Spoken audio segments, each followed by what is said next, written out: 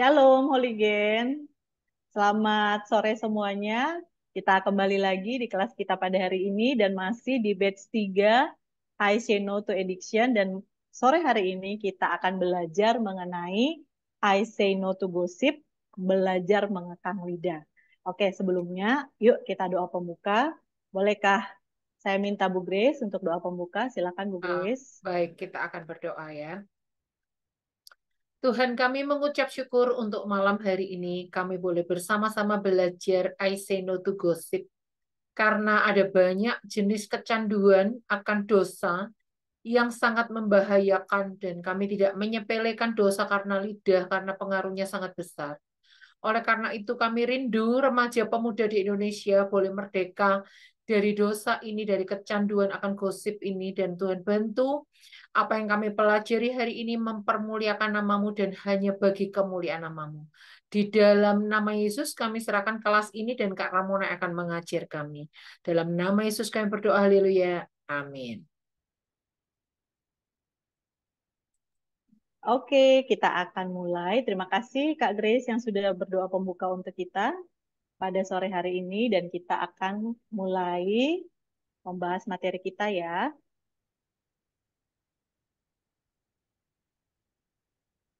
Tadi kita sudah icebreaker. Apakah layar saya tertangkap, Bu Grace? Tertangkap dengan baik, Kak. Keren. Oke, terima kasih.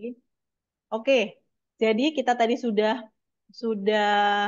icebreaker dan sudah tadi ada pesertanya dan nanti boleh kita dilihat lagi ya nanti di materi bagaimana cara memainkannya icebreaker ini dan ini Gita Berkema yang eh, kami referensikan untuk kakak-kakak pembina untuk pertemuan Komsel.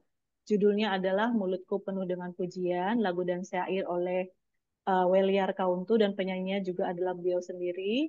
Judul video, nama channel YouTube dan juga linknya boleh dilihat di sini.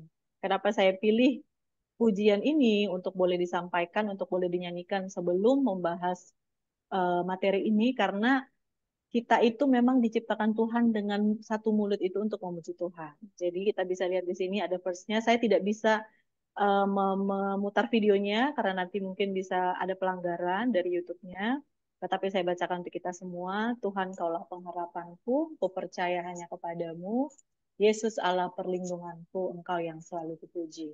Mulutku penuh dengan pujian. Jadi seharusnya mulut kita penuh dengan pujian ya, Holigen ya. Bukan dengan gosip, bukan dengan hoax gitu ya. Kepadamu ya Yesus Tuhan, sepanjang hari ku beri penghormatan kepadamu ya Allah. Demikian kita bergema yang bisa dipakai nanti di setiap pertemuan. Dan kita akan masuk ke dalam materi kita. Daftar isinya adalah yang pertama kita akan bahas gosip. Dosa nggak sih? Gosip itu dosa atau tidak? Yang kedua, tipe-tipe gosip dan apa kata Alkitab mengenai tipe-tipe gosip ini. Yang ketiga adalah Bible facts. Tokoh-tokoh Alkitab yang mengalami juga difitnah dan digosipin. Loh, masa sih dari zaman dulu di Alkitab sudah ada yang digosipin? Udah loh, Holigen. Ada yang difitnah, bahkan ada yang sampai mengalami uh, apa namanya ancaman maut hanya karena fitnah.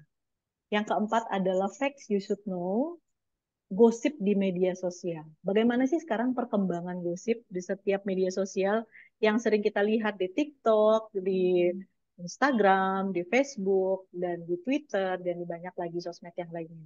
Dan juga akan kita pelajari pasal-pasal untuk menjerat penyebar hoax. Yang kelima mutiara firman dari Yakobus 1 ayat 26, yang keenam adalah what to do. Apa sih yang perlu kita lakukan supaya kita bisa berhenti dari kebiasaan bergosip dan apa yang perlu kita lakukan apabila kita sedang menghadapi orang yang memfitnah atau bergosip tentang kita. Jadi ada dua hal ya. Mungkin kita nggak suka fitnah, kita nggak suka gosip, tapi kita yang digosipin. Bagaimana cara menghadapinya? Yang ketujuh quote, yang kedelapan karakter cut, yang kesembilan adalah referensi.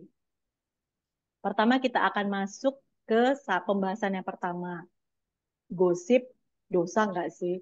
Mungkin kalian mikir, kan cuman ngomong-ngomong doang, Kak. Kan cuman ngomong-ngomong dikit. Masa sih dosa? Sekarang kita belajar. Kenapa sih dibilang bahwa gosip itu dosa. Nah, sekarang itu generasi muda sekarang, anak-anak muda sekarang itu sedang dilanda yang namanya FOMO. Pernah dengar nggak Holigen FOMO? Fear of missing out.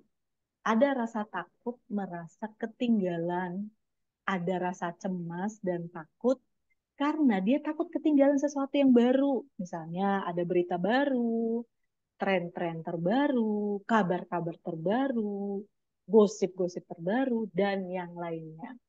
Ketika dia merasa takut ketinggalan, takut eh, nggak ngerti, ketika orang ngomong loh, kok nggak nyambung, berarti kudet dong, kurang update dong. Harusnya gue tahu nih yang terbaru nih, jangan sampai ada ketinggalan sesuatu. Karena FOMO inilah akhirnya muncullah kepo. Kepo ini apa sih? Ternyata ada kepanjangannya. Knowing every particular object. Tahu semua hal-hal yang khusus. Tahu semua hal-hal, bahkan hal yang detail, partikular, khusus. Ini adalah sifat seseorang yang selalu ingin ikut campur masalah orang lain, punya rasa penasaran yang lebih dan selalu ingin tahu semua hal. Dia merasa ketika dia tidak tahu semua hal, dia ketinggalan sesuatu. Sehingga bagaimana caranya supaya dia tetap bisa knowing every particular object, mengetahui semua hal-hal ini, adalah caranya dengan apa? Ya dengan gosip akhirnya. Gosip itu apa sih? Makin digosok makin sip. Masa sih? Kenapa harus semakin digosok dikasih bumbu sana sini akhirnya makin sip? Ya itulah gosip. Gosip itu adalah percakapan atau cerita mengenai seseorang atau suatu peristiwa yang tidak dapat dikonfirmasi kebenarannya secara langsung. Biasanya berisi informasi tentang kehidupan pribadi seseorang atau hal-hal menarik yang sedang terjadi. Jadi tidak dapat dikonfirmasi secara langsung kebenarannya, tetapi tetap disebarluaskan, tetap diomongin ke orang lain, dan tetap dianggap sebagai fakta. Sehingga bahkan ditambah bumbu-bumbu. Ketika tadi misalnya saya bilang ketika kita icebreaker, saya bilang ke Kak Grace, Kak Wina itu adalah orang Jawa gitu ya. Tadi Kak Wina ketinggalan ya icebreakernya. Padahal kan Kak Wina bukan orang Jawa, Kak Wina adalah orang Sumatera Utara.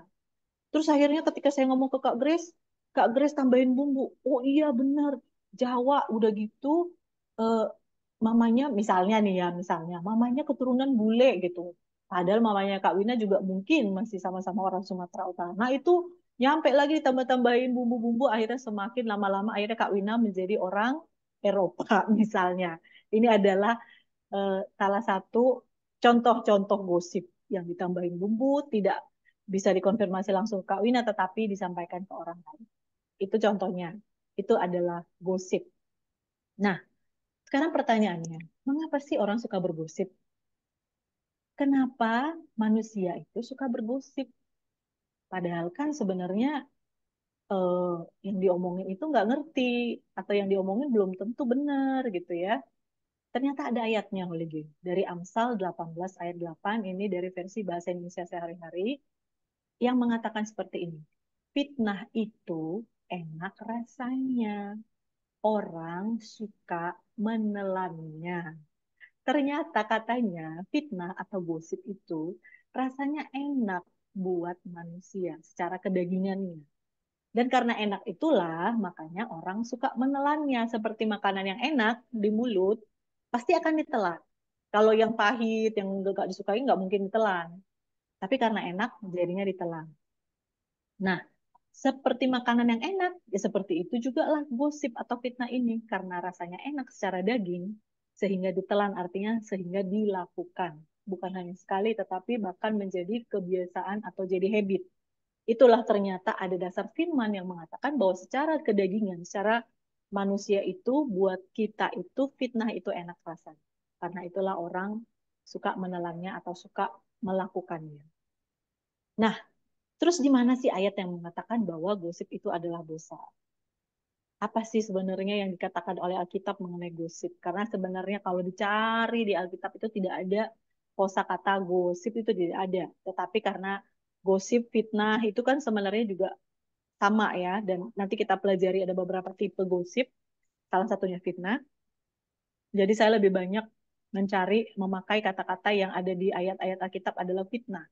Tetapi di sini juga di Amsal 18 ayat 8 ini ada kata bisik-bisikan. Saya bacakan buat kita semua. Sebab aku khawatir bahwa apabila aku datang, aku mendapati kamu tidak seperti yang kuinginkan dan kamu tidak mendapati aku tidak seperti yang kamu inginkan. Aku khawatir akan adanya perselisihan, iri hati, amarah, kepentingan diri sendiri, fitnah, bisik-bisikan, keangkuhan, dan kerusuhan. Nah, ini semua, maaf saya, ini kayaknya bukan di Amsal ini. Benar nggak ini di Amsal ya? Kayaknya ini ayatnya salah. Maaf ya, nanti saya akan revisi. Berarti saya Perjanjian akan bahas. baru kayaknya Kak ini. Ya, ya, ya, yes. Maaf ini saya kok salah ini ya. Jadi ayat ini sebenarnya dari, saya lihat sebentar ya, dari 2 Korintus 12 ayat 20. 2 Korintus 12 ayat 20. Maaf ya, ini nanti akan saya revisi. 2 Korintus 12 ayat 20 mengatakan, sebab aku khawatir bahwa apabila, ini Rasul Paulus yang sedang menegur jemaat Korintus, menuliskan surat ini kepada jemaat di Korintus. Sebab aku khawatir bahwa akan adanya perselisihan, iri hati, amarah, kepentingan diri sendiri, fitnah, bisik-bisikan, keangkuhan, dan kerusuhan. Nah, kenapa kita melihat di sini ada 2 kata ini, fitnah dan bisik-bisikan, disampaikan bersamaan dengan ada perselisihan, iri hati, amarah, itu semua kan kita sudah tahu ini semua adalah dosa. Kepentingan diri sendiri, keangkuhan, bahkan kerusuhan. Ini semua adalah kedagingan. Nah, ketika Rasul Paulus menyamakan gosip yang tadi fitnah, bisik-bisikan itu dengan perselisihan, iri hati, dan lain-lain yang adalah pekerjaan daging, atau yang menjadi ciri-ciri dari kejahatan zaman sekarang, berarti gosip, fitnah, bisik-bisikan ini adalah juga sama, adalah dosa. Sama seperti perselisihan, sama seperti iri hati, sama seperti juga tadi ada kerusuhan, amarah, keangkuhan, semuanya sama. Yang adalah pekerjaan daging dan adalah dosa. Jadi no debat ya, holigen, gosip adalah dosa. Ini tidak lagi menjadi pertanyaan, tidak lagi eh, semuanya sudah jelas. Dari sini kita akan berangkat kepada materi selanjutnya, bahwa gosip adalah dosa. Nah, terus ada yang ngomong nih, iya sih, yang ngomong gosip memang pasti dosa sih, kan itu keluar dari mulutnya. Tapi kan saya cuma dengar-dengar aja, Kak. Apakah dosa juga kalau cuma dengar gosip? Nah, ada ayatnya juga. Ini dari Amsal 17 ayat 4 dari versi ayat yang terbuka. Seorang penjahat mendengarkan bibir fasik. Seorang pendusta memberi telinga kepada lidah yang mencelakakan. Ternyata yang mendengar gosip ini disebut penjahat, disebut pendusta. Kenapa? Karena dia mau dengar, dia mau memberikan telinganya, dia mau mendengarkan yang dia tahu, padahal itu adalah ucapan-ucapan yang disebutkan dengan dari kedagingan atau dosa. Jadi kalau kita hanya mendengar gosip pun, Holigen, itu juga adalah dosa. Jadi jangan menjadi uh, yang ngomong gosip, tetapi juga jangan yang menjadi pendengar gosip. Walaupun setelah dengar kita nggak akan ngomong ke siapapun. Ternyata. Jadi bagaimana dong caranya? Nanti kita akan bahas. Supaya kita tidak menjadi penggosip, tetapi juga tidak menjadi pendengar gosip. Karena ternyata semuanya itu adalah dosa dan Tuhan jelas-jelas mengatakan dalam firman-Nya bahwa itu seperti seorang penjahat dan juga seperti seorang pendusta. Kenapa? Karena bibir yang mengucapkan gosip adalah bibir fasik. Dan lidah yang mengucapkan gosip, ngomongin orang, dan juga menjelek-jelekkan orang, itu adalah lidah yang mencelakakan. Jadi ketika kita mendengarkan dan memberi telinga, kita sama seperti seorang penjahat dan seorang pendusta. Nah, sekarang kita akan melihat, seperti yang tadi saya katakan, bahwa memang kata gosip tidak ada dalam Alkitab, tetapi ada kata fitnah, ada kata bisik-bisikan. Sekarang kita lihat, ternyata memang fitnah itu ada di dalam bagian dari gosip juga atau tipe-tipe gosip. Dan apa sih kata Alkitab untuk setiap tipe-tipe ini? Nah, yang pertama tadi langsung disebutkan adalah fitnah atau slander. Fitnah adalah menyebarkan rumor atau kebohongan tentang seseorang untuk menyebabkan kerusakan dengan disengaja. Jadi ini adalah disengaja. Udah tahu itu bohong, udah tahu itu cuma sekedar rumor, tetapi tetap disebarkan karena memang mau menyebabkan kerusakan dengan disengaja. Oke, saya bacakan dari Kolose 3 ayat 8, ayat yang ini dari versi ayat Alkitab yang terbuka. Namun sekarang buanglah semua itu, kemarahan, kemurkaan, kebencian, fitnah, dan perkataan kotor dari bibirmu. Ini yang firman Tuhan katakan mengenai fitnah. Semuanya harus kita buang dan semuanya itu tidak boleh ada di dalam bibir kita. Dari Yakobus 4 ayat 11 boleh dibacakan Bu Grace? Yakobus 4 ayat 11 saya akan bacakan. Yakobus Yakobus 4 ayat 11.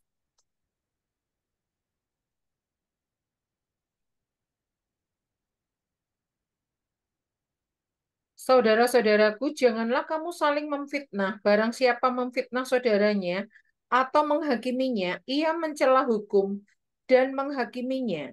Dan jika engkau menghakimi hukum, maka engkau bukanlah penurut hukum, tetapi hakimnya.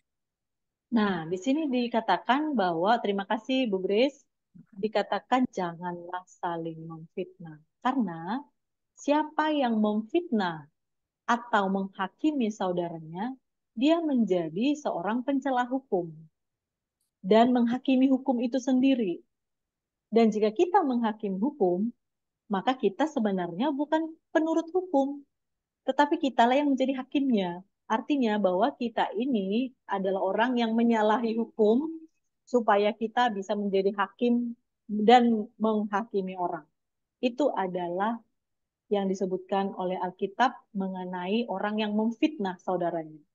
Jadi seorang yang memfitnah saudaranya dan menghakimi saudaranya itu adalah orang yang tidak menuruti hukum dan orang yang menjadi hakim bahkan di atas hukum menurut dia sendiri. Padahal dia sendiri adalah seseorang yang sedang menghakimi sehingga dia tidak, kalau bisa dibilang bahasanya adalah dia nggak peduli hukum, dia nggak peduli peraturan, dia nggak peduli apapun, yang penting dia itu pengen menghakimi dan ingin menjadi hakim kepada saudaranya.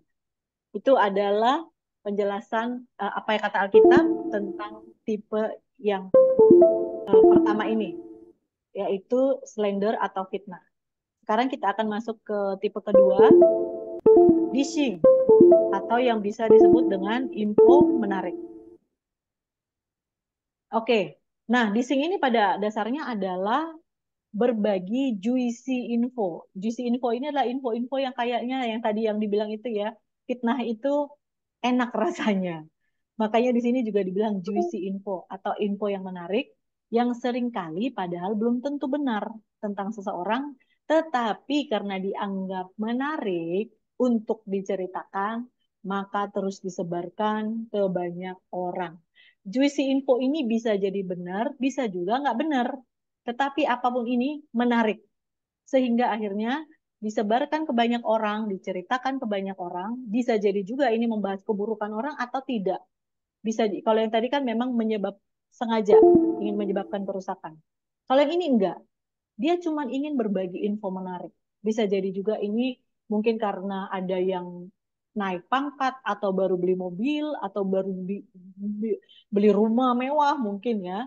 Tetapi bagaimanapun juga kalau memang ini sesuatu yang belum tentu benar atau walaupun ini benar, ini juga sebenarnya disebut gosip. Karena itu ngapain kita ngomongin? Kalaupun orang mau naik gaji atau mungkin orang beli mobil baru, terus ngapain diomong-omongin gitu kan?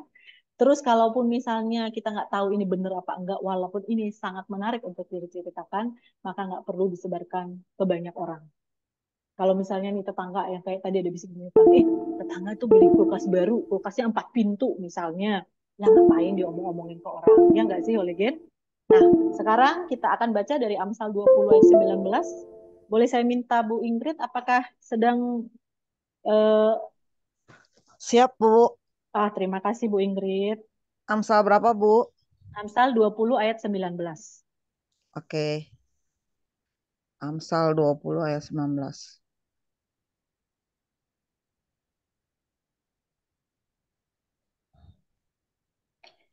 Amsal 20 ayat 19.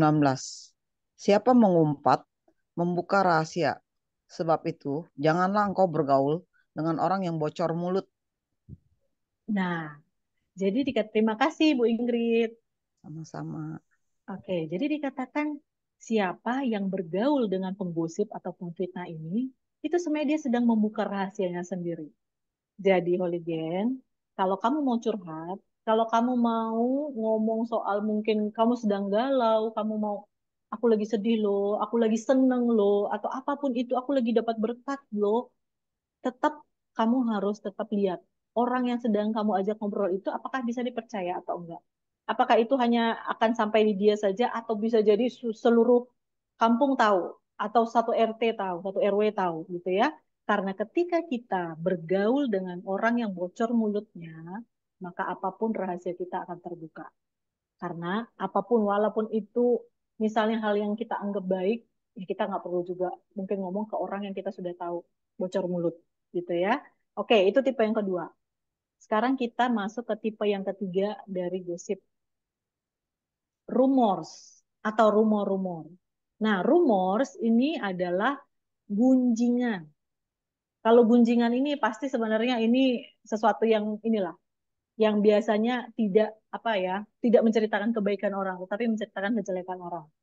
Walaupun ini dia tidak sengaja untuk merusak orang tersebut, tetapi dia hanya pengen bergunjing.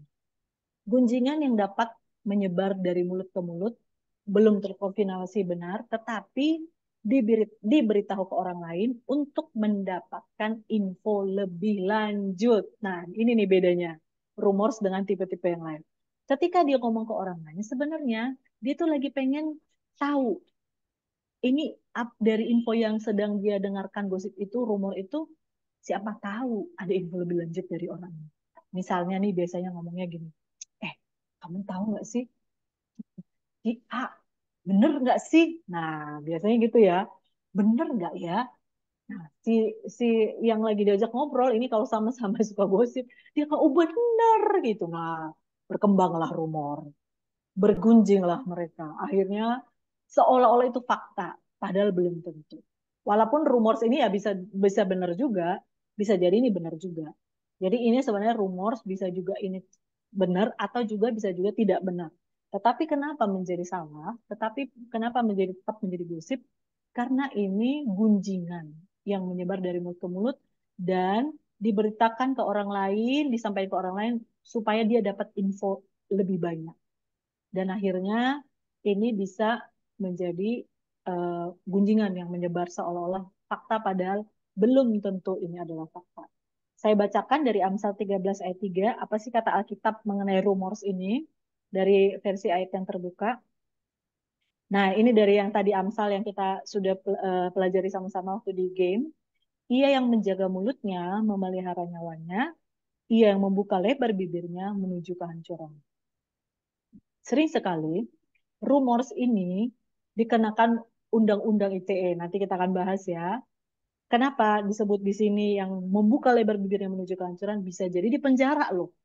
Ini bisa jadi hal yang serius loh. Kenapa? Karena kadang-kadang rumors ini disampaikan orang-orang yang saat ini ada banyak public figure ya. Public figure yang dikenal banyak orang, yang menjadi mungkin orang terkenal, atau mungkin selebritis, atau mungkin dia pemain film, atau apapun gitu ya. Ketika ada orang yang tahu tentang orang-orang ini dan menyampaikan gunjingan ini kemana-mana, itu bisa menjerat dirinya sendiri, bahkan sampai bisa dipenjara. Kita melihat ya kemarin ya, atau bahkan juga ketika ada public figure yang sedang membuat status atau membuat story di sosmed, ada orang yang komen. Dan ketika dia nggak suka dengan komen ini, dia juga bisa laporkan. sampai akhirnya diproses di kepolisian. Ini kan menjadi sesuatu yang tidak perlu sebenarnya ketika kita menjaga mulut kita. Nah, ini tipe yang ketiga. Tipe yang keempat, backbiting, ngomongin di belakang. Gosip yang menyertakan kata-kata dengki. Nah, ini beneran ada dengkinya nih. Atau fitnah di saat orang yang dimaksud tidak ada saat dibicarakan. Kalau yang tadi slender, yang pertama tipe satu itu, dia bisa fitnah di depan orangnya langsung. Kalau yang ini beda lagi, ini ngomongnya di belakang.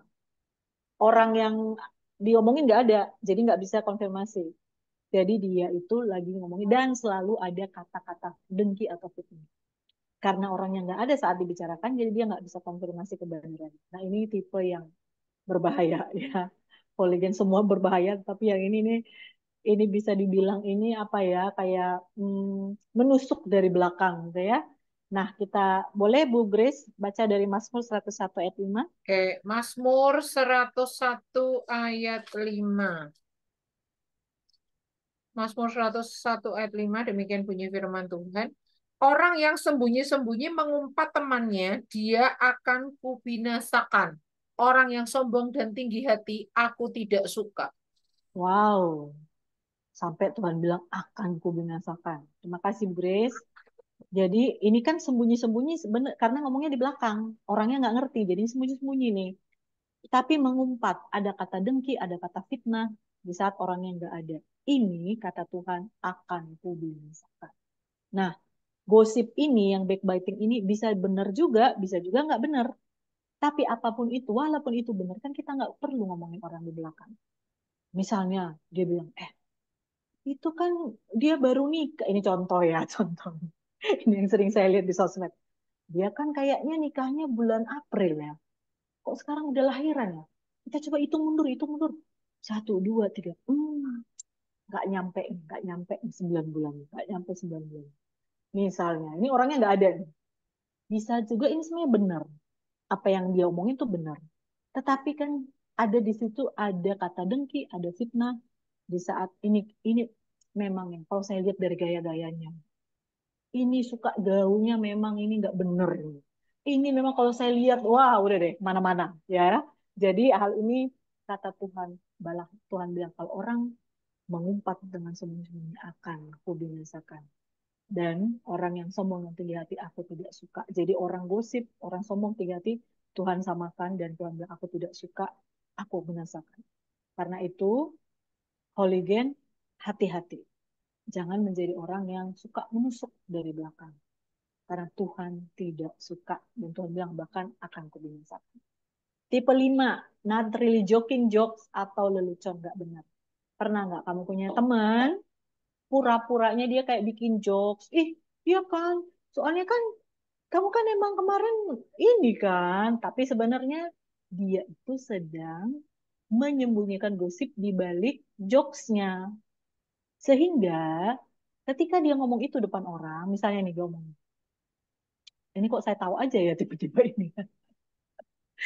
Terus terang Holigen saya juga apa ya, saya juga masih terus berproses dalam hal gosip ini supaya saya tidak menjadi melakukan dosa karena gosip. Saya juga kadang-kadang bisa jatuh di dalam gosip yang saya tidak sadari, tetapi ketika saya menyampaikan materi ini, ketika saya mempelajari materi ini, ketika saya apa membaca referensi-referensi, membaca Alkitab, saya tahu benar bahwa saya harus benar-benar berubah. Gitu ya, Holigan, ayo kita sama-sama ya, kita sama-sama belajar ya. Terus dia ngomongnya gini, kan bener kan? Kamu kan emang orangnya ini kan? Kamu kan emang suka ngedeketin dosen kan? Kadang-kadang kamu datang ke rumahnya kan? Nah, ketika gitu, padahal ini belum bisa bener juga, bisa enggak ya? Tapi kan orang langsung, ngapain dia ke rumah dosen? Ih, aneh ya. Oh iya bener ya. Emangnya si Wulan itu emang suka ke rumah dosen? Lah, kan ketemu dosen kan di kampus aja bisa, misalnya.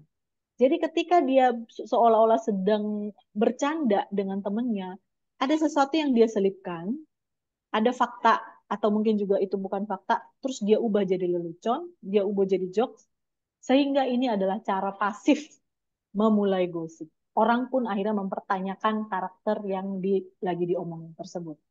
Nah, ini juga kita juga nggak boleh ya bercanda yang akhirnya ngomongin orang, yang akhirnya membuat orang dipertanyakan karakternya oleh orang lain. Amsal 21 ayat 24, saya bacakan, orang angkuh dan sombong dinamai pencemooh, ia berlaku dengan keangkuhan yang berlebihan. Ternyata orang yang suka mencemooh, orang yang suka mengejek ini, menghina ini dengan gosip, dengan bahkan disembunyikan di dalam jokes, itu disebutnya mempunyai keangkuhan, dan bukan hanya angkuh, tapi berlebihan. Karena dia tidak sedang melihat dirinya sendiri. Dia melihat orang lain semuanya tidak benar, padahal belum tentu dia sendiri juga benar.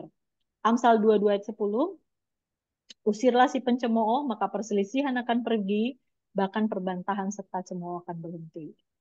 Katanya ternyata orang-orang yang kayak gini tuh perlu diusir, nggak usah ditemenin gitu ya. Terus, tapi Holigen nanti kita juga akan belajar bagaimana sih menghadapi orang-orang yang seperti ini ya. Kita mungkin tidak perlu harus selalu menjauhi dia, bahkan kita juga harus mendoakan dia. Terus dari Mazmur 1 ayat 1. Berbahagialah orang yang tidak berjalan menurut nasihat orang fasik, yang tidak berdiri di jalan orang berdosa, dan yang tidak duduk dalam kumpulan pencemooh.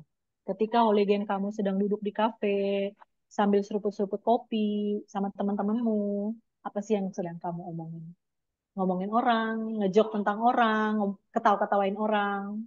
Dan dikatakan di sini adalah di Mazmur 1 ayat 1, berbahagialah orang yang tidak duduk dalam kumpulan pencemooh. Ini sesuatu yang harusnya mengingatkan kita. Kita nggak boleh menjadi orang yang suka ngumpul-ngumpul, hangout-hangout, tapi sambil ngomongin orang, sambil ngatawain orang. Karena itu namanya pencemooh. Tetapi berbahagialah orang yang eh, tidak berjalan menurut nasihat orang fasik, tidak berdiri di jalan orang berdosa, dan tidak duduk dalam kumpulan penggosip atau pencemooh. Tipe 6 adalah planting seeds atau menanam benih. Nah, gosip ini seperti menanam benih atau menabur dengan berasumsi tentang seseorang, dan ketika asumsi itu diulang-ulang dan diyakini, ini padahal berarti ini planting seeds ini sesuatu yang nggak benar ya. Bisa jadi seperti kenyataan yang memang terjadi, padahal nggak benar. Jadi dia tuh gini loh, contohnya gini, dia ketemu seseorang, dia sudah ngomong dulu hal-hal yang kecil dulu, satu dulu dia omongin tentang si A. Setelah itu dia ketemu lagi, dia ngomong lagi. Jadi akhirnya si A ini seolah-olah memang seperti yang dia omongin.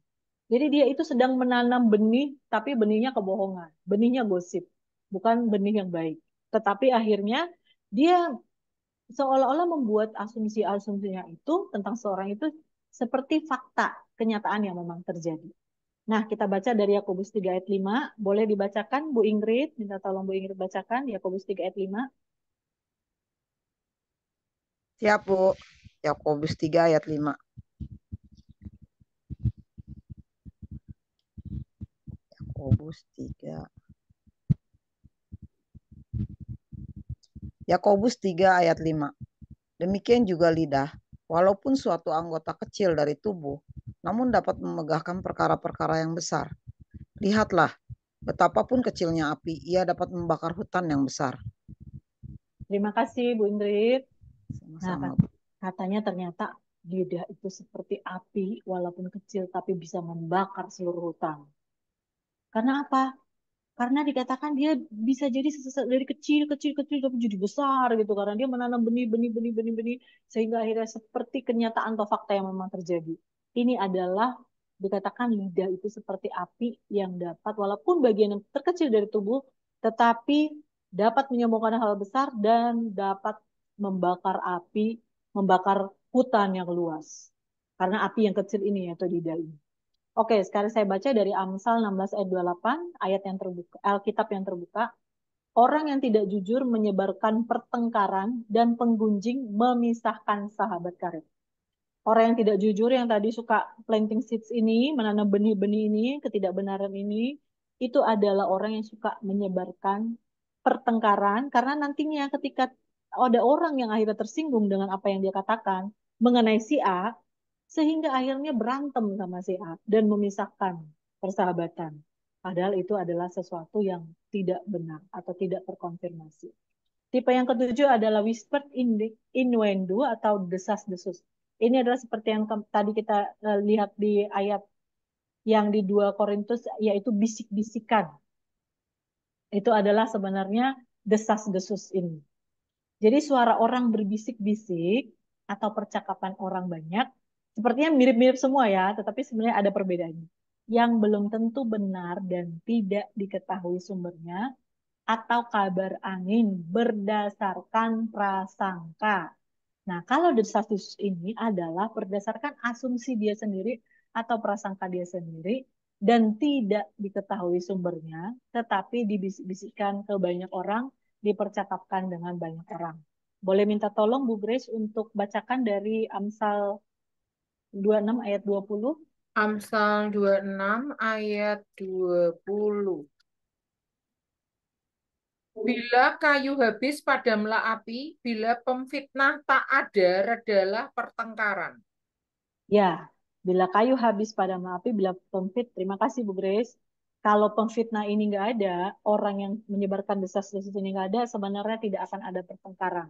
Tidak akan ada gosip yang membuat orang menjadi akhirnya terganggu gitu ya. Ada satu ayat lagi, maaf saya tidak menambahkan di sini, Lukas 12 ayat 3, saya bacakan.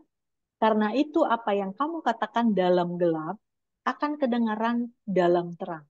Dan apa yang kamu bisikkan ke telinga di dalam kamar akan diberitakan dari atas atap rumah. Lukas 12 ayat 3.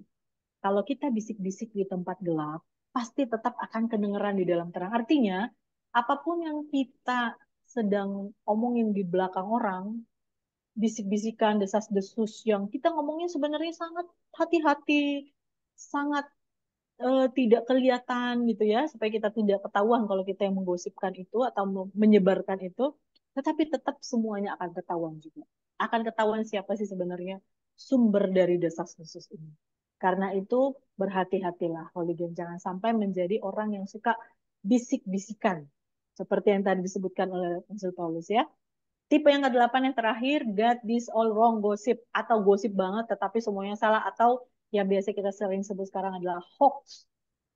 Jadi kita mengakui atau sudah tahu bahwa berita ini bisa aja salah, tetapi tetap aja disebarkan karena berpikir siapa tahu ada benarnya atau kedengarannya menarik kalau ini benar. Nah, biasanya ini mengenai bisa juga mengenai apa?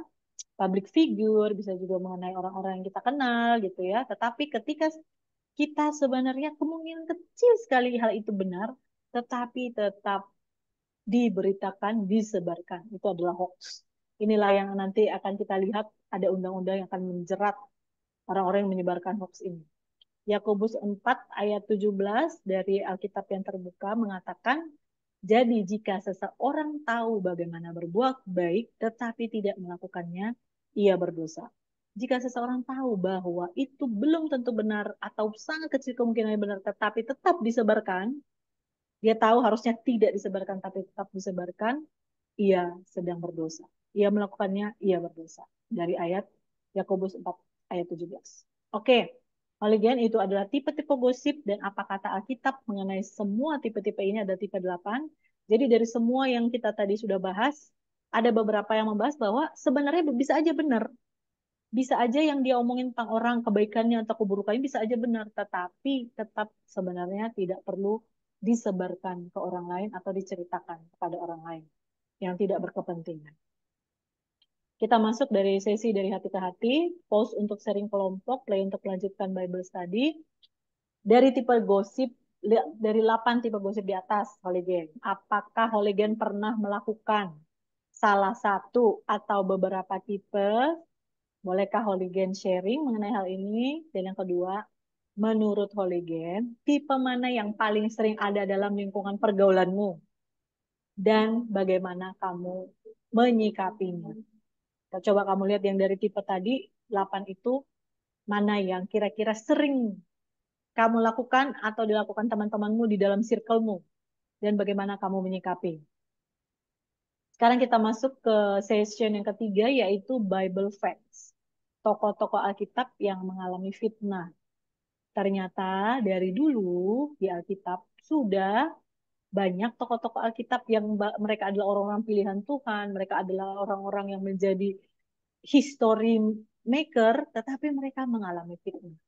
Kita juga bisa tahu bahwa memang itu Tuhan izinkan terjadi untuk memproses mereka.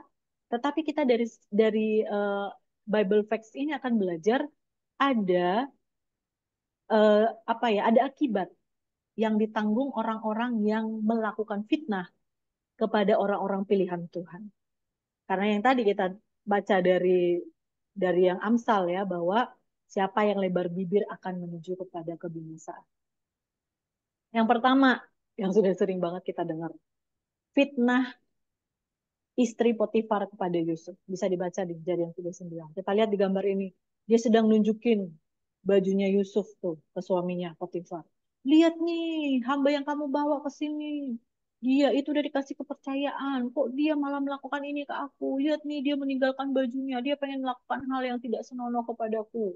Sampai akhirnya Potifar memenjarakan Yusuf, memecat dia dari pekerjaannya, dan Yusuf pun masuk ke dalam penjara. Padahal kita tahu sendiri ya, Holigen, bahwa sebenarnya yang suka sama Yusuf itu ya istri Potifar ini, si tante ini, tante genit ini. Tetapi Yusuf tidak tahu, tidak mau, dan akhirnya ketika Yusuf mau lari, istri Potifar ini memegang jubah Yusuf sampai akhirnya dan Yusuf nggak mau, karena dia nggak mau, dia langsung lepas jubahnya, dia lari keluar supaya dia bisa ketemu dengan orang lain yang bisa melihat bahwa dia tidak melakukan apa-apa.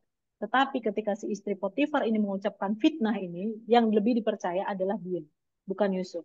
Sehingga istri Potifar ini dengan sengaja benar-benar merusak nama baik Yusuf. Ini adalah slander ya, tipe slander fitnah itu tadi.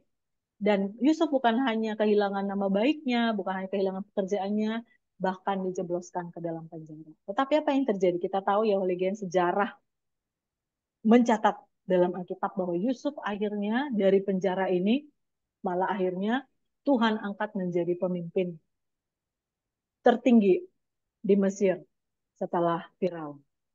Jadi dia bahkan Tuhan eh, angkat menjadi berkat bagi bukan hanya bagi bangsa Mesir tetapi juga bagi bangsa Israel yang saat itu mengalami kelaparan, termasuk bapaknya dan juga saudara-saudaranya yang membuang dia. Apa yang terjadi setelah itu kepada istri Potifar tidak dicatat di dalam Alkitab, tetapi saya bisa pastikan bahwa tidak baik akhirnya bagi orang yang melakukan fitnah kepada orang pilihan Tuhan. Tetapi Yusuf bahkan mengalami hal yang sangat terbalik dari apa yang difitnahkan oleh istri Potifar, dan dia diangkat dan dimuliakan oleh Tuhan.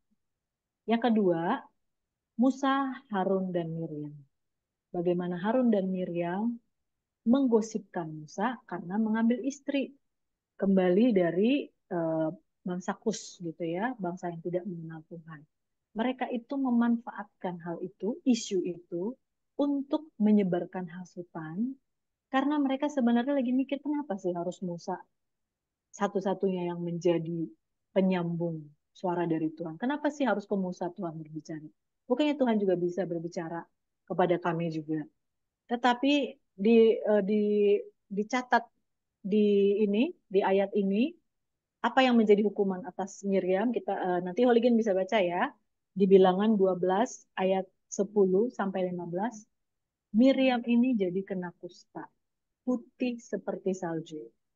Sampai akhirnya dia harus di uh, dikucilkan dari perkemahan, karena waktu itu kan bangsa Israel ini kan mereka sedang ber di padang gurun dan berkemah, berhenti berkemah gitu ya. Dia harus dikucilkan, dan kemudian bahkan dia harus mendapat malu selama 7 hari, dan setelah itu baru dia sembuh kembali. Itu pun setelah Musa yang meminta ke Tuhan. Musa ini orang yang dikatakan dia orang yang hatinya lemah lembut. Ini dicatat di Alkitab ya, hatinya lemah lembut. Karena itu walaupun dia sudah diomongin, sudah digosipkan oleh Miriam, tetap dia minta pengampunan kepada Tuhan. Sampai akhirnya Tuhan mengampuni Miriam, tetapi tetap dia harus dikucilkan selama 7 hari sampai akhirnya dia diterima kembali, dan kemudian bangsa itu berangkat. Nah, ini hukuman untuk orang-orang yang memfitnah, menggosipkan orang-orang pilihan Tuhan. Tetapi kita tahu sendiri bahwa Musa itu dikasihi oleh Tuhan, Musa itu adalah sahabatnya Tuhan, dan Musa ini sampai akhir hidupnya, walaupun dia pernah melakukan kesalahan ya, ketika dia marah, ketika Akhirnya Tuhan bilang dia tidak boleh masuk ke tanah perjanjian, tetapi Tuhan mengasihi Musa. Musa adalah orang pilihan Tuhan. Yang ketiga adalah Mordekai dan Haman, Ester 3 dan 7. Ini kita lihat di sini, ini adalah Haman. Yang lain itu berlutut, semua orang sujud di hadapannya. Tetapi dia ngeliat ada satu nih orang. Dan ini orang Yahudi nih, kok nggak mau hormat ya sama dia ya. Akhirnya dia menjadi panas hati. Dan dia pikir gini, oh aku kan orang besar. Aku kan orang yang berkuasa. Masa cuma Mordekai aja yang akan aku binasakan. Aku mau membinasakan juga seluruh bangsanya. Sehingga dia mengatur, dia memberitahukan kepada raja, ini ada bangsa yang tidak pernah menuruti apa yang dikatakan oleh raja. Ini harus dibinasakan. Dan raja sudah menyanggupi, katanya, oke, kamu boleh melakukan apa yang kamu mau. Tetapi akhirnya Mordekai dan seluruh bangsa Yahudi waktu itu berpuasa, dan juga dengan Esther, mereka berpuasa, dan akhirnya Tuhan membalikkan keadaan. Bagaimana Tuhan membalikkan keadaan? Ketika itu Esther menghadap raja dan raja berkenan untuk menerimanya. Esther memberitahukan bagaimana Mordekai sudah berniat jahat eh, kepada Haman telah berbuat jahat kepada Mordekai yang adalah sudah seperti papanya sendiri yang membesarkan dia dan juga kepada bangsanya. Kemudian raja akhirnya murka dan apa yang raja katakan, si Haman ini sudah menyiapkan tiang yang tinggi untuk menyulakan. Jadi tiang itu untuk membunuh si Mordekai, tetapi akhirnya dia sendiri yang akhirnya disulakan kepada di tiang itu. Dan inilah yang terjadi kepada orang-orang yang memfitnah dan yang berusaha membinasakan atau berbuat jahat, berdengki, menghasut orang-orang yang Tuhan kasihi, orang-orang pilihan Tuhan. Yang keempat, Daniel dan pejabat tinggi dan wakil Raja Darius, Daniel 6. Jadi, Daniel ini diangkat oleh Raja Darius menjadi pejabat yang jabatannya lebih tinggi dari yang lain-lainnya. Sehingga pejabat-pejabat tinggi dan wakil Raja Darius ini merasa iri. Terus akhirnya mereka berusaha apa sih yang bisa. Karena Daniel ini orang yang hatinya bersih, hidupnya bersih. Tidak pernah didapati kesalahan. Tetapi mereka akhirnya memakai ibadah Daniel kepada Tuhan menjadi senjata untuk supaya raja menghukum. Dan mereka bilang, Raja, ayo buatlah undang-undang. Setelah undang-undang dikeluarkan, mereka bilang, Raja, ini ada yang tidak mau menuruti undang-undang Raja. Ini ada namanya Daniel. Dan padahal Raja Darius ini sangat kasih kepada Daniel. Ketika akhirnya dia harus menjebloskan Daniel ke gua singa, Raja Darius itu merasa sedih. Aduh, padahal aku suka sekali dengan Daniel. Karena dia orang yang sangat kompeten, dia orang yang hatinya bersih, dia orang yang karakternya baik. Tetapi karena dia sudah mengeluarkan undang-undang, dia tidak bisa menjilat ludahnya sendiri. Kemudian oleh karena fitnahan, hasutan dari orang-orang ini, orang-orang yang dengki dan iri kepada Daniel, mau nggak mau, Raja Darius harus menjatuhi hukuman mati dengan memasukkan Daniel ke gua singa. Tetapi apa yang terjadi oleh Gen? Coba lihat di gambar ini. Tidak ada satu singa pun yang berusaha melukai Daniel. Mereka menjadi seperti kucing-kucing jinak ya. Dan Daniel di sini ini sih penggambaran ya, ini penggambaran. Tapi saya suka gambar ini. Daniel itu seperti melihat ke atas, berdoa seperti yang sedang biasanya dia lakukan ketika dia berdoa di loteng rumahnya. Dia melihat ke arah Yerusalem, dia melihat dari jendelanya, dia berdoa kepada Tuhannya. Itu juga yang dia lakukan akhirnya di penjara dan Tuhan benar-benar menjaga dan melindungi dia. Tetapi apa yang terjadi pada orang-orang yang memfitnah Daniel? Mereka akhirnya, ketika raja kemudian sampai keesokan harinya ke gua singa melihat Daniel, apakah engkau selamat? Kemudian Daniel bilang, Allahku yang aku sembah telah menyelamatkan aku. Kemudian Raja Darius menyuruh Daniel cepat-cepat dikeluarkan dari gua singa dan akhirnya dia marah pada orang-orang yang memfitnah Daniel. Disuruhlah mereka dilemparkan. Bukan hanya mereka, tapi juga anak-anak dan istri-istri mereka. Belum lagi sampai ke dasar gua itu, singa-singa itu telah menerkam mereka, bahkan meremukkan tulang-tulang mereka. Ini adalah hukuman untuk orang-orang yang memfitnah orang pilihan Tuhan. Yang kelima, Tuhan Yesus dan imam-imam kepala. Matius 26 ayat 59 ayat 68. Ini adalah raja segala raja, juru selamat kita ternyata juga pernah mengalami fitnah ini. Bahkan kalau menurut saya ini fitnah yang paling kejam gitu ya, karena sampai Tuhan Yesus mengalami penyaliban. Ketika Tuhan Yesus diadili di hadapan imam besar dan mahkamah agama, segala fitnahan dan tuduhan palsu dilemparkan padanya, bahkan saksi-saksi palsu didatangkan untuk menyatakan Tuhan Yesus patut dihukum. Dan imam-imam kepala ini tidak sampai di situ saja, menghasut rakyat banyak untuk ikut mendukung penyaliban Yesus. Oleh karena itulah ketika Pontius Pilatus bilang, kau pilih Barabas atau Yesus? Mereka bilang, Barabas bebaskan, Yesus salibkan. Dan kemudian apalah yang mereka katakan setelah itu? Mereka bilang, rakyat ini menjawab, biarlah darahnya. Karena Pontius bilang, tapi saya tidak mendapati kesalahan apapun pada orang ini. Saya tidak dapati apapun. Tetapi mereka bilang, biarlah darahnya ditanggungkan atas kami dan atas anak-anak kami. Apakah ini menjadi terjadi, Holigen? Ini adalah orang-orang yang akhirnya mengalami Holocaust. Kalau memang Holigen belum pernah tahu Holocaust, Holocaust itu adalah terjadi tahun 1941 sampai 1945. Ini adalah genocide. Jadi pembunuhan massal. Ini sampai menewaskan 6 juta orang Yahudi pada saat itu. Dan sampai sekarang kita tahu ya Holigen bahwa bangsa ini, bangsa khusus ini yang sebenarnya adalah bangsa pilihan Tuhan ini, selalu diincar gitu ya. Selalu menjadi incaran untuk diperangi, untuk dijelek-jelekan. Bahkan sekarang kita tahu ya apa yang sedang terjadi di sana. Ini Tuhan izinkan. Karena apa? Karena mereka pernah mengatakan itu. Karena mereka adalah bangsa yang sebenarnya menjadi bangsa yang menyalibkan Tuhan Yesus. Walaupun tetap mereka adalah bangsa pilihan, tetap dipakai oleh Tuhan. Sampai pada hari ini dan tetap dipelihara oleh Tuhan. Tetapi banyak hal yang akhirnya Tuhan izinkan terjadi kepada bangsa ini. Nah, ini adalah hukuman untuk orang yang bangsa yang dan imam-imam kepala itu yang memfitnah Yesus, menghasut Yesus, bahkan menyalibkan Yesus. Karena itu saya ingat lagi ayat ini, siapa menjaga mulutnya memelihara nyawanya, siapa yang lebar bibir akan dijebak kebinasaan. Kita melihat banyak sekali contoh tadi Holigen bahwa orang-orang yang memfitnah ini kemudian mengalami kebinasaan. Dan 1 Tawarik 16 ayat 22, Tuhan mengatakan, jangan mengusik orang-orang yang kuurapi dan jangan berbuat jahat terhadap nabi-nabiku. Holigen, apakah kamu mungkin ada kakak pembina yang kamu mungkin gak suka?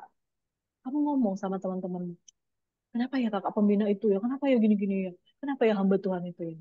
Jangan pernah ngomongin hamba Tuhan, jangan pernah gosipin hamba Tuhan, jangan pernah memfitnah mereka, jangan pernah mengusik, jangan pernah berbuat jahat kepada mereka.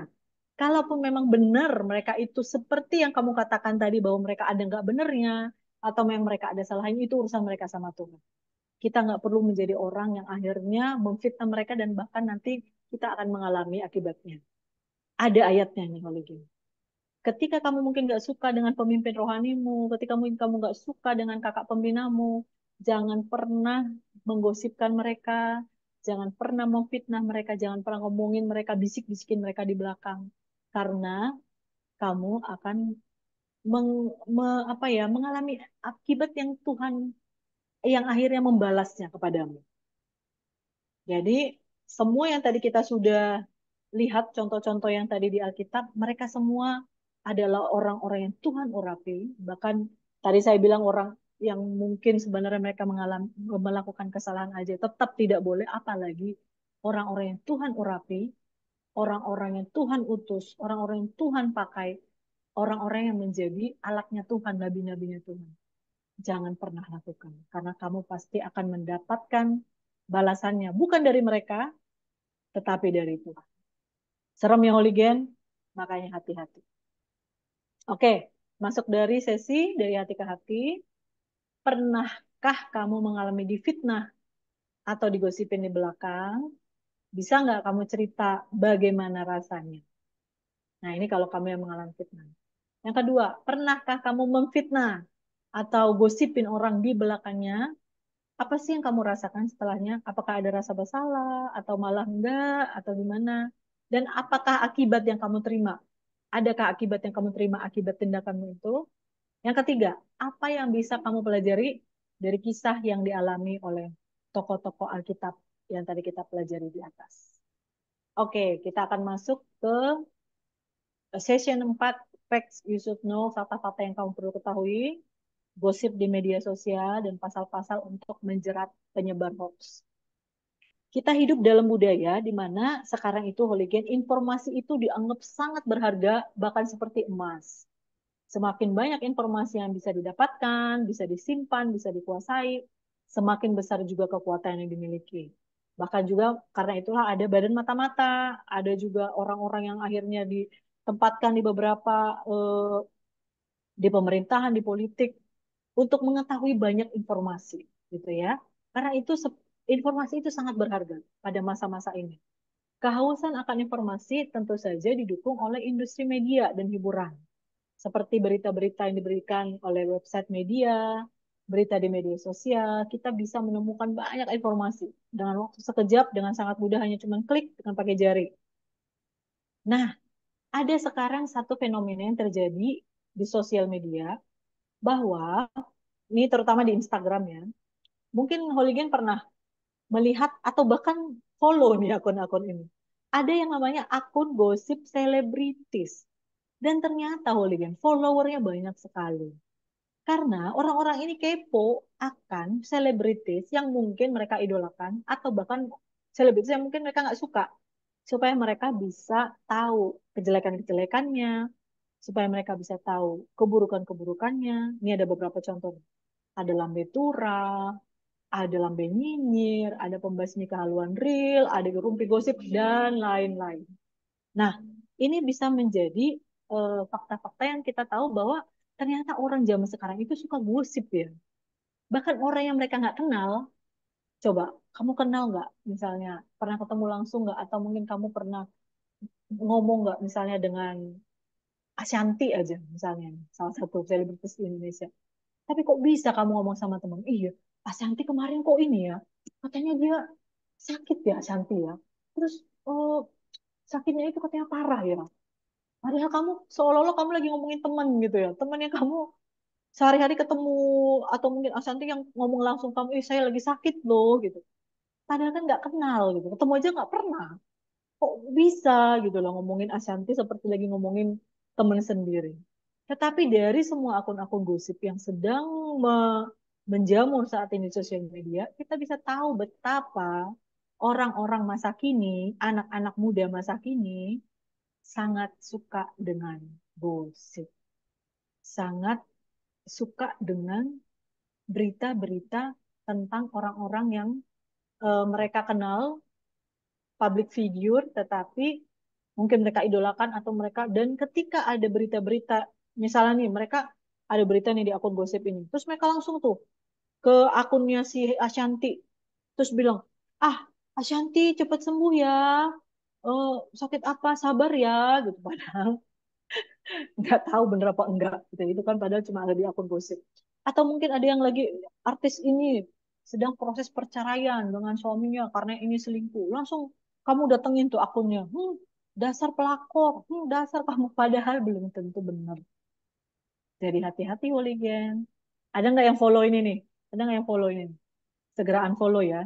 Nggak perlu ya. Nggak perlu ikut-ikutan lihat-lihat akun gosip ini, supaya kamu tahu perkembangan update-update tentang selebritis, karena belum tentu benar. Dan kalaupun benar, ngapain kita bisa mengambil bagian menjadi pemfitnahnya mereka? Karena itu dosa. Oke? Ada lagi fakta-fakta yang perlu kita ketahui. Pada tanggal 24 Januari 2019, Kemenkominfo meluncurkan konten video yang dibuat untuk menangkal. Nah, ketika tadi ada si lambe tura, lambe nyinyir, ternyata si Kemenkominfo ini membuat akun tandingan yang meniru nama-nama akun gosip tersebut. Ini targetnya Gen Z nih, Gen Z dan Gen milenial, yang kelompok yang dianggap paling sering mengakses dunia maya. Mereka membuat konten atau akun yang diberi nama Lambe Hoax. Lambe Hoax ini untuk apa sih? Jadi sebenarnya si Lambe Hoax ini dibuat untuk mengkonfirmasi semua hoax-hoax yang sedang beredar. Dan ketika sepanjang periode yang mereka lihat dari 2019, mereka mencatat adanya 62 hoax yang terkait dengan politik, ada juga hoax dengan kategori umum, ada rata-rata per hari katanya ada sekitar 800 yang masuk rata-rata per hari ini kalau tahun lalu itu 2 atau 3, per minggu itu sekitar 14. Jadi total sebulan itu bisa 70, 80 dan setahun sekitar 800. Ini tahun itu. Kalau tahun sekarang pasti sudah lebih tinggi dan secara keseluruhan semuanya adalah hoax. Jadi sebegitu liarnya hoax ini beredar di sosial media. Jangan menjadi bagian dari itu ya, Holigen. Dan Ketua Masyarakat Anti Fitnah Indonesia atau Mafindo ada loh ternyata, Masyarakat Anti Fitnah Indonesia. Ketuanya namanya Anita Wahid. Dia bilang salah satu alasan mengapa hoax menjadi marak di Indonesia disebabkan tingkat literasi digital orang Indonesia yang juga rendah. Malas ngecek berita, malas lihat berita yang benernya, yang dari sumber yang lebih terpercaya, dan cuman judul aja bisa berkembang menjadi hoax, atau kalimat-kalimat pertama pun langsung menjadi kesimpulan dan menyebarkannya dengan asumsi bahwa semuanya itu adalah valid atau akurat, padahal sebenarnya semuanya adalah berita bohong. Kamu mau nggak dianggap seperti orang yang tingkat literasinya rendah? Kalau kamu nggak mau, berarti jangan jadi penyebar hoax. Jangan jadi penyebar fitnah, jangan jadi penyebar gosip. Kalau kamu dapat broadcast di WA tentang sesuatu, jangan langsung di broadcast ulang kepada banyak orang. Dicek dulu beritanya. Kalau kamu anggap itu sesuatu yang penting untuk diketahui orang lain, cek dulu. Tapi kalau kamu anggap itu nggak penting, ya udah ignore aja. Oke? Jangan jadi orang yang dianggap memiliki tingkat literasi digital yang rendah karena nggak mau ngecek, cek and recheck. Kemudian Ibu Anita Wahid juga mengatakan keberadaan lambe hoax tadi yang dibuat oleh Kemenkominfo itu menjadi salah satu solusi bagi masalah literasi digital di Indonesia. Dari statistik, ternyata jenis hoax yang paling banyak ditemukan itu di Indonesia adalah hoax politik, dan kemudian terkait isu agama, dan kemudian yang di bawahnya adalah hoax kesehatan, bencana alam. Ternyata belum lagi hoax tentang selebritis. Itu ternyata ada yang jauh lebih banyak lagi. Apapun itu, Holigen, jangan pernah menjadi penyebar hoax. Oke? Karena ada pasalnya ternyata. Ada pasal untuk menjerat penyebar hoax, dan ini ada 3 pasal yang ada di Indonesia. Yang pertama pasal 28 ayat 1 yang dikatakan seperti ini. Setiap orang yang dengan sengaja dan tanpa hak menyebarkan berita bohong dan menyesatkan yang mengakibatkan kerugian konsumen dalam transaksi elektronik, jika melanggar dan dikenakan sanksi paling lama 6 tahun penjara dan paling banyak denda 1 miliar. Wah, serius loh undang-undang yang bisa menjerat penyebar hoax atau penyebar gosip ini. Yang kedua pasal 390 dari KUHP, barang siapa dengan maksud hendak menguntungkan diri sendiri atau orang lain dengan melawan hak, menurunkan atau menaikkan harga barang dagangan, fonds atau surat berharga uang dengan menyebarkan kabar bohong, dihukum penjara selama-lamanya 2 tahun 8 bulan. Dan yang ketiga ada 2 pasal, pasal 14 dan pasal 15.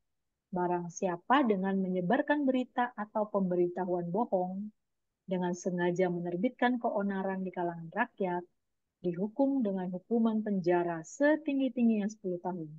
Barang siapa menyiarkan suatu berita atau mengeluarkan pemberitahuan yang dapat menerbitkan keonaran di kalangan rakyat, sedangkan ia patut dapat menyangka bahwa berita atau pemberitahuan itu adalah bohong, dihukum dengan penjara setinggi-tingginya 3 tahun. Dan pasal 15, barang siapa menyiarkan kabar yang tidak pasti atau kabar yang berlebihan atau yang bahkan nggak lengkap, sedangkan ia tahu bahwa mengerti setidaknya patut dapat membuka bahwa kabar demikian akan atau sudah dapat menerbitkan keonaran di kalangan rakyat, dihukum dengan hukuman penjara setinggi-tingginya 2 tahun.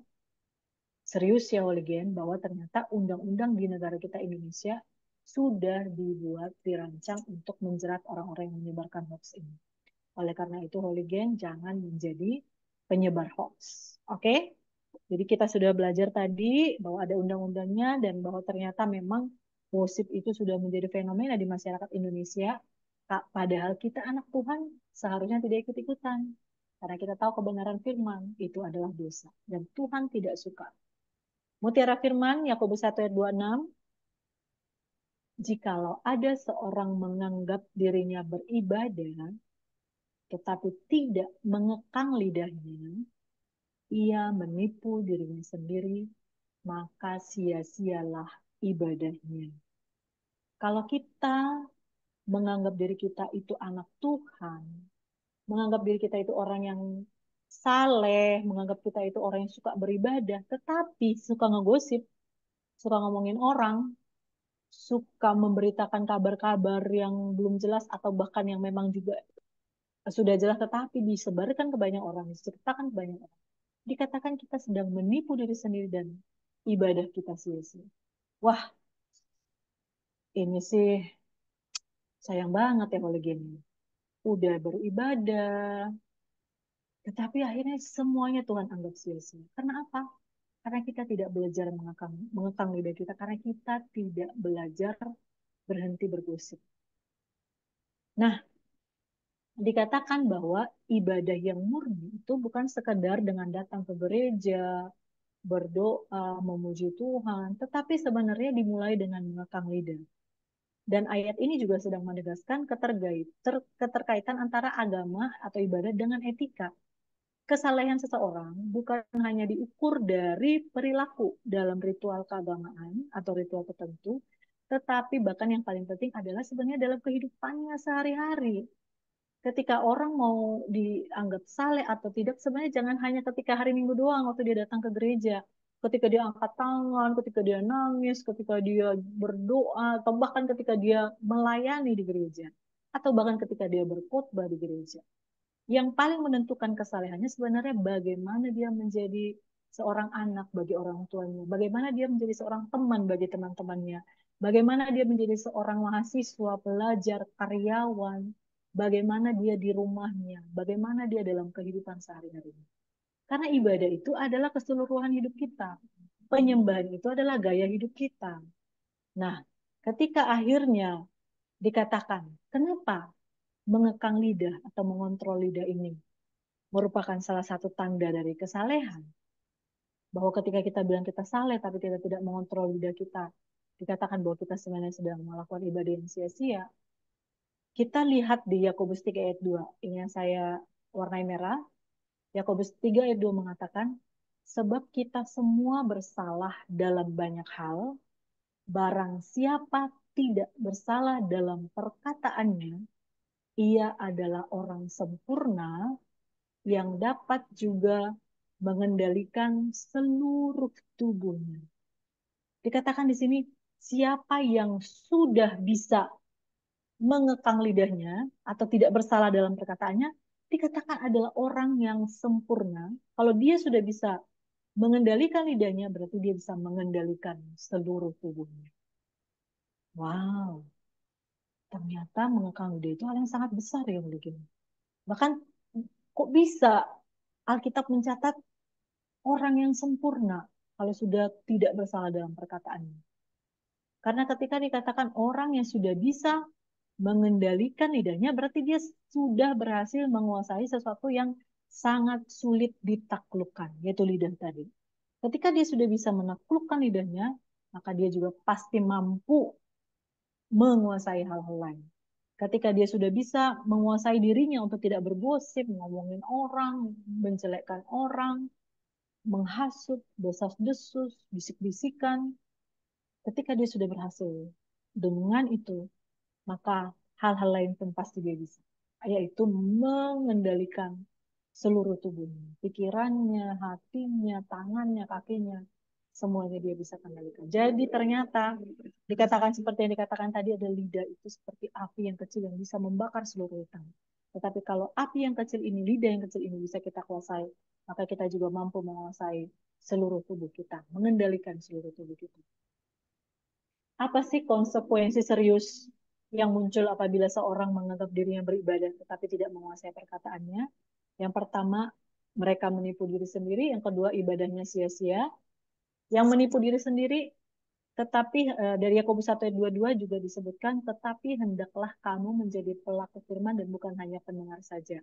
Sebab jika tidak demikian, kamu menipu diri sendiri. Itu dikatakan juga di Yakobus 1 ayat 22.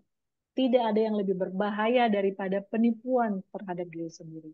Karena orang yang menipu diri sendiri sedang berada dalam bahaya, tapi dia nggak sadar. Atau dia mungkin tahu, tapi dia sengaja menyangkal. Karena itulah ia tidak merasa perlu berubah menjadi lebih baik. Dikatakan ini sangat berbahaya. Kalau orang yang tahu bahwa dia salah, bahwa dia perlu berubah dan dia berusaha untuk berubah, itu adalah hal yang baik. Tetapi yang paling berbahaya adalah ketika orang sedang menipu diri sendiri bahwa dia tidak menyadari atau bahkan dia sengaja tidak mau tahu sehingga dia tidak merasa perlu untuk berubah. Jangan sampai holigan menjadi orang-orang yang ada dalam kondisi berbahaya ini. Karena menipu diri sendiri diakibatkan tadi karena tidak mengekang lidah. Yang kedua tadi ibadahnya sia-sia.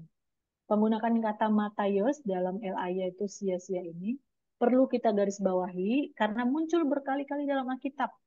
Yeremia 2 ayat 5, 8 ayat 9, 10 ayat 3, banyak sekali ayatnya oleh Gen. Jadi nanti dibaca di rumah ya, baca masing-masing ya. Tetapi dikatakan ayat-ayat ini, kata sia-sia Matayus ini yang muncul berkali-kali ini, sebagian besar itu merujuk pada penyembahan berhala. Jadi dengan kata lain, Yakobus ingin mengatakan, menegaskan bahwa ibadah tanpa penguasaan lidah tidak lebih baik daripada ibadah kepada berhala yang bisu. Ketika dikatakan orang yang mengekang lidah itu seperti menipu diri sendiri dan ibadahnya menjadi sia-sia, sama dengan kita sedang beribadah menyembah berhala. Ini sangat berbahaya, holigen. Jangan sampai hanya karena kita tidak mengekang lidah, kita sedang beribadah yang tanpa penguasaan lidah membuat kita tidak lebih baik daripada ibadah kepada para berhala. Karena diucapkan di sini kata sia-sia ini sebagian besar merujuk pada penyembahan berhala. Jadi bukan sekedar ibadahnya sia-sia atau dianggap tidak ada, bahkan ibadah ini seperti ibadah kepada para berhala ini. Jadi ini hal yang sangat serius, oleh geng. Belajarlah mengekang lidah kita.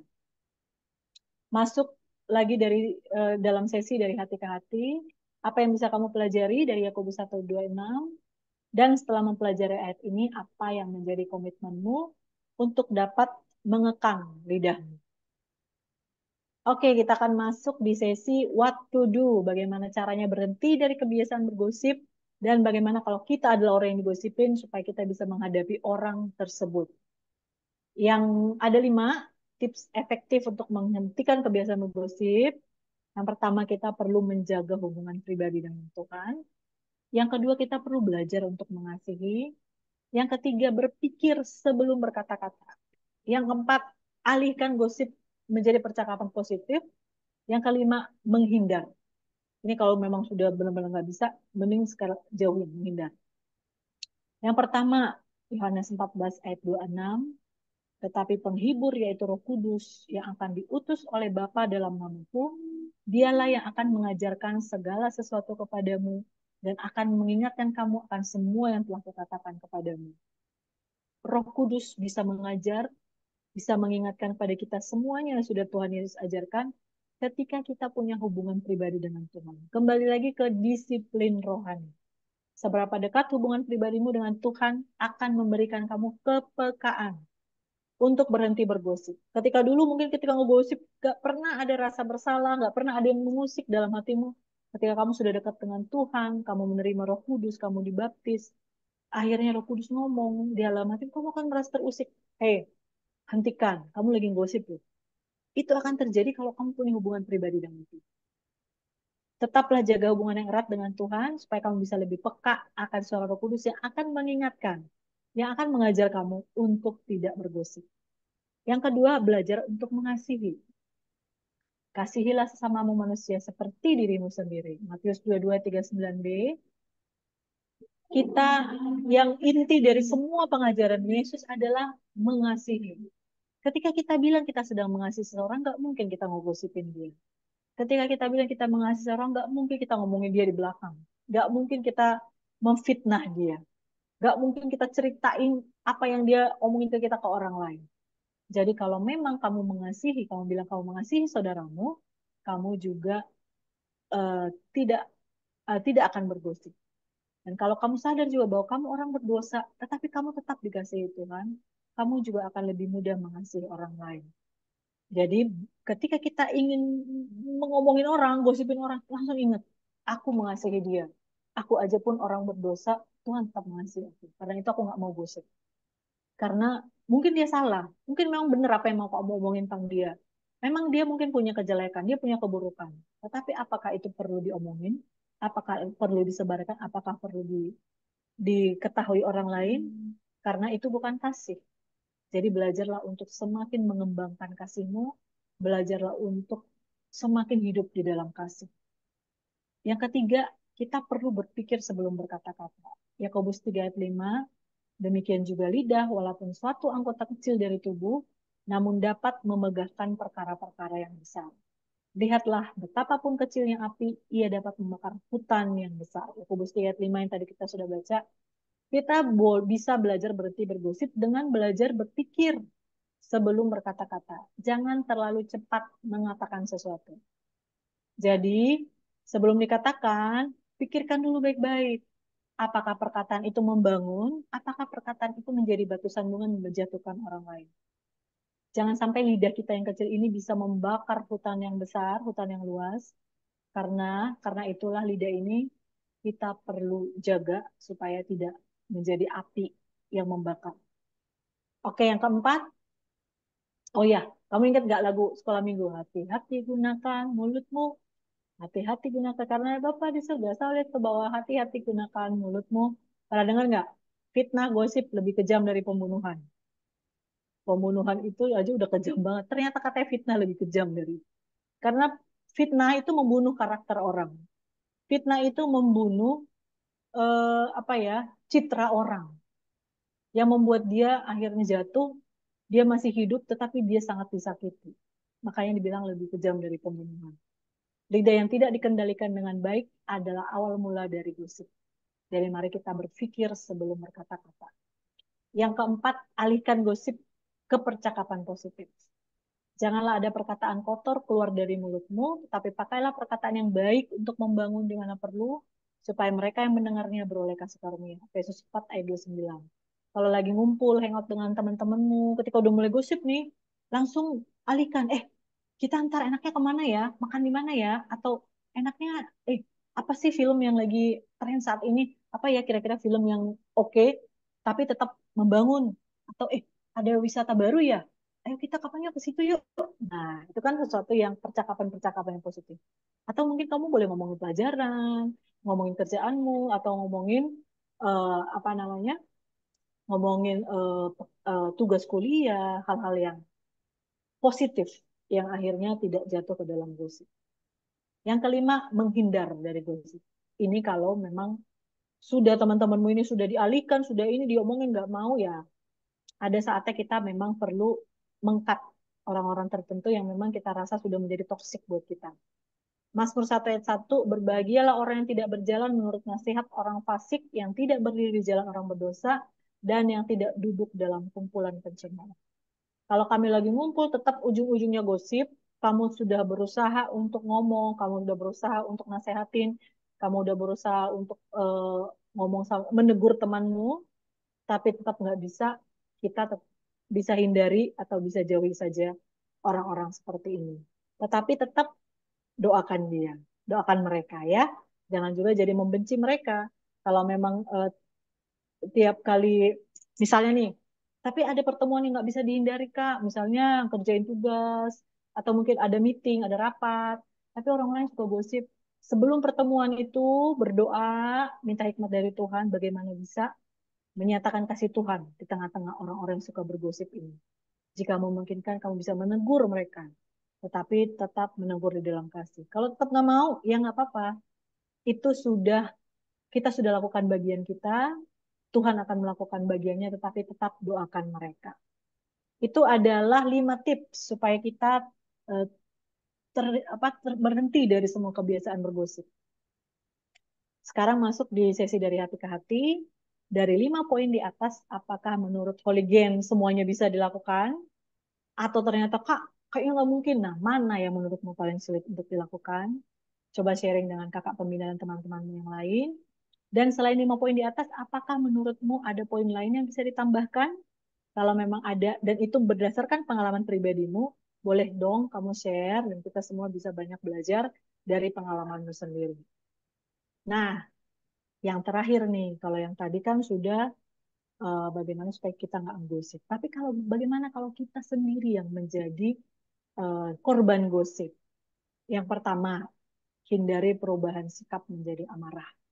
Yang kedua, perlu juga introspeksi diri.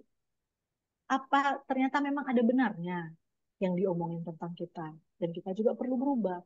Yang ketiga, ambil jeda waktu untuk menenangkan diri supaya nggak emosi dan supaya kita bisa berdoa. Yang keempat, minta waktu untuk bertemu 4 mata atau 6 mata untuk klarifikasi. Yang pertama tadi, Holigen tahu reaktif, proaktif. Apa sih yang membedakan orang reaktif dan proaktif? Ketika orang reaktif, orang disebut reaktif karena ketika ada stimulus dari luar, tidak ada space, tidak ada eh, langsung marah, wah gitu ya, langsung ada respon. Itu adalah orang reaktif. Tapi dikatakan di dalam firman Tuhan kita perlu menjadi orang-orang yang proaktif. Karena apa? Supaya ada jeda antara stimulus dan respon. Sehingga di situ kita bisa mikir dulu apa yang perlu kita lakukan. Bagaimana kita harus merespon. Sehingga perubahan sikap kita tidak menjadi amarah, tidak menjadi emosi yang negatif. Pengkhotbah 7 ayat 9 mengatakan, janganlah lekas-lekas marah. Itu tadi, jangan menjadi orang reaktif. Jangan lekas-lekas marah dalam hati, karena amarah menetap dalam dada orang bodoh. Menetap artinya lama banget marahnya.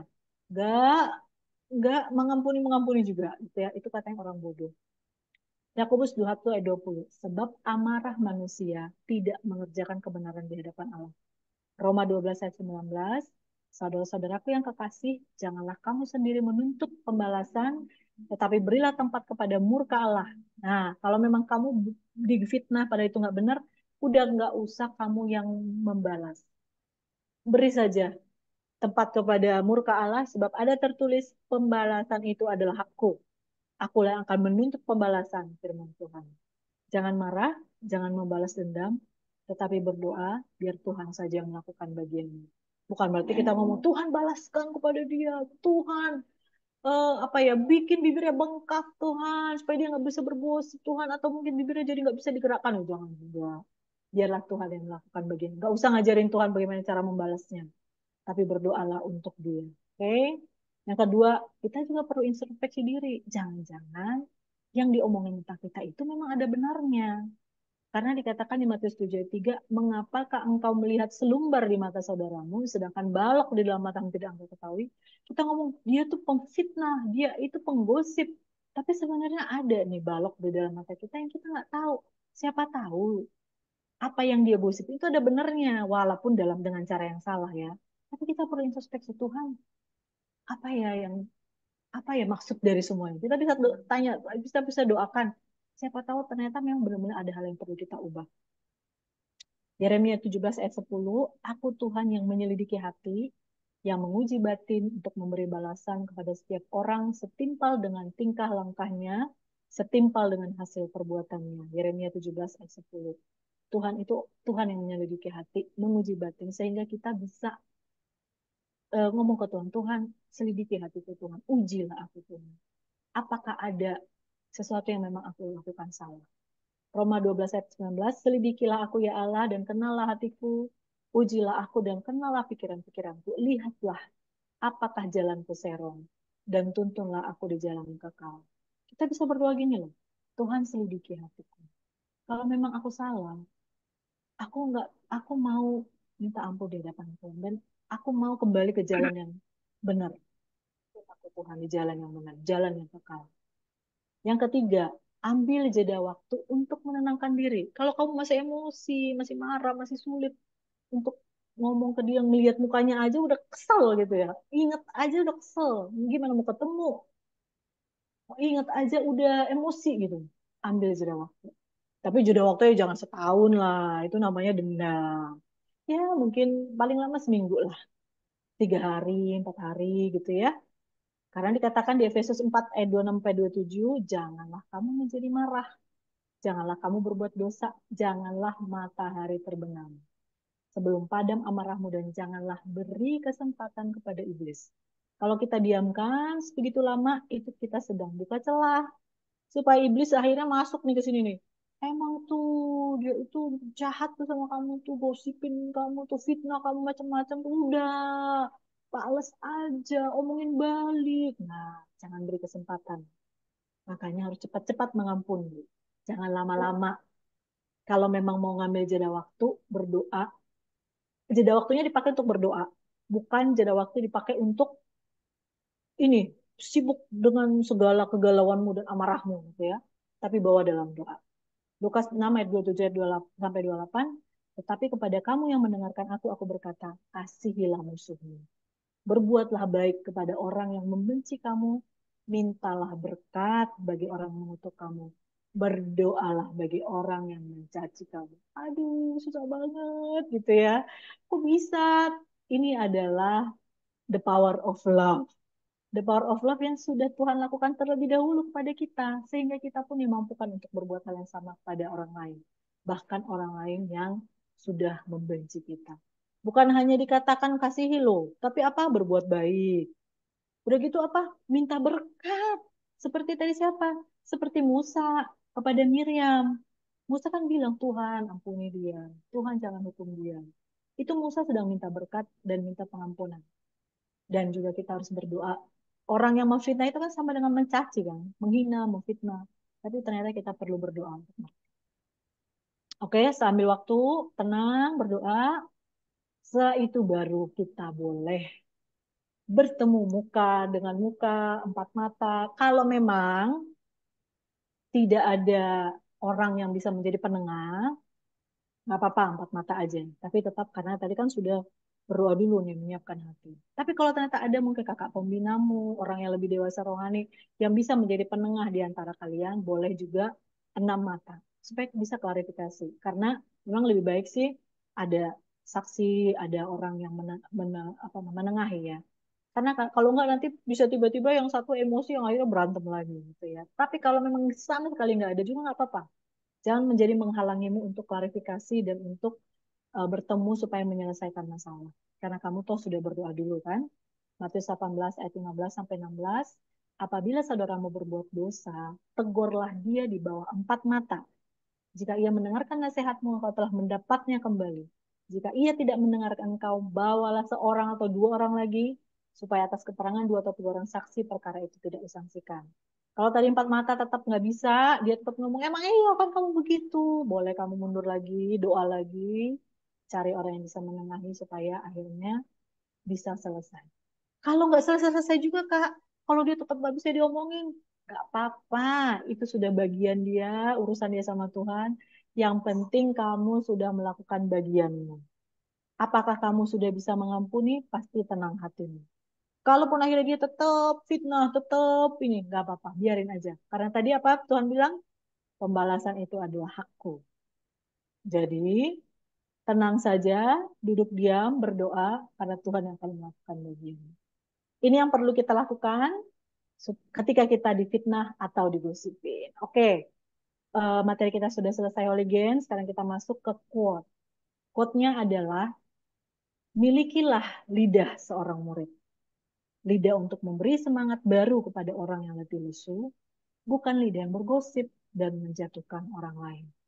Milikilah telinga seorang murid, telinga yang tajam untuk mendengar suara Tuhan, bukan telinga yang tajam untuk mendengarkan gosip.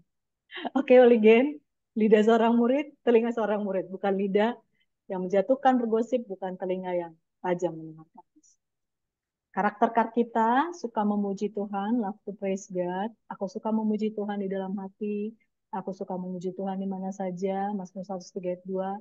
Pujilah Tuhan hai jiwaku dan janganlah lupakan segala kebaikannya.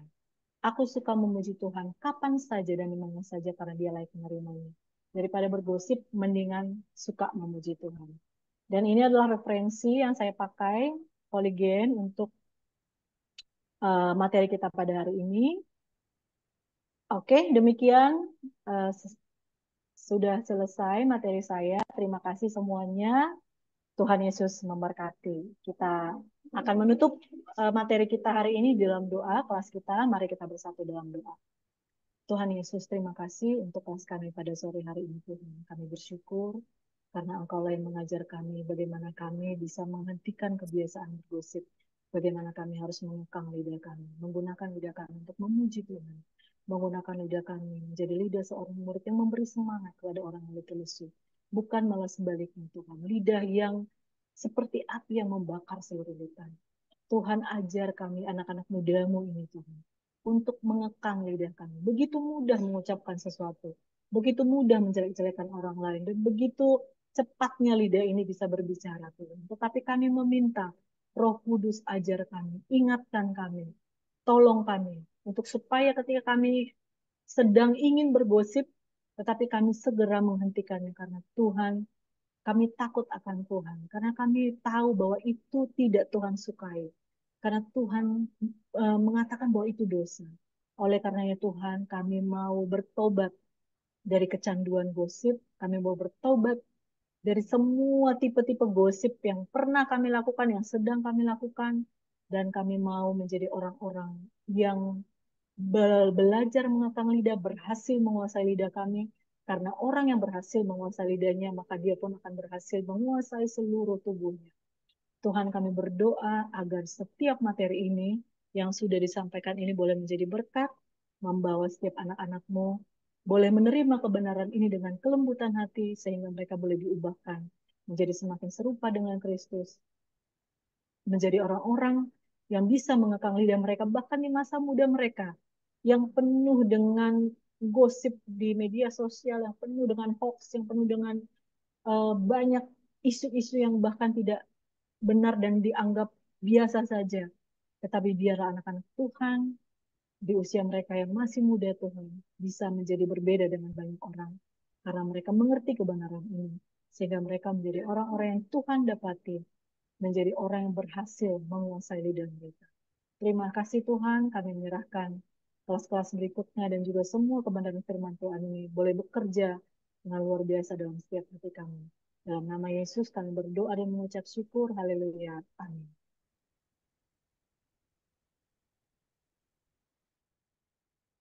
Baik, kita akan putarkan paper out atau bagaimana, Kak Ramona?